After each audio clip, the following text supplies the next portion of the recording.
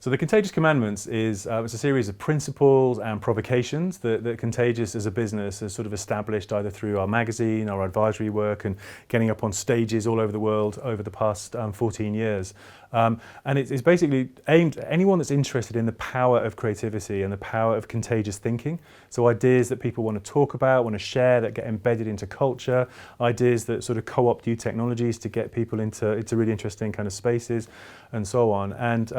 you know, as a business, we sort of sit at that intersection of where consumers play around with new technology, they're playing around with new behaviours, but they're also absorbing content that's been created by brands. And we want to try and build a kind of handbook, a series of rituals and principles that would help people understand that if they invest in brave, creative work, it's going to get them to a point where the ideas they're making are contagious and disproportionately effective in the marketplace.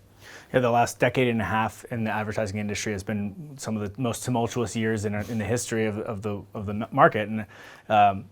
as we've gone through that period, Contagious has cataloged the most creative and effective work around the world. And through that work, and as we looked at what those brands have done to succeed, even as the market changes, even as the technology platforms might evolve, we've identified 10 things that these companies are doing that are kind of evergreen, that apply as much in the last 15 as in the next 15 years. And we've tried to codify them, use some examples of brands that have really kind of lived by those strategies, and give them over to you so that you can make some amazing work in the years to come.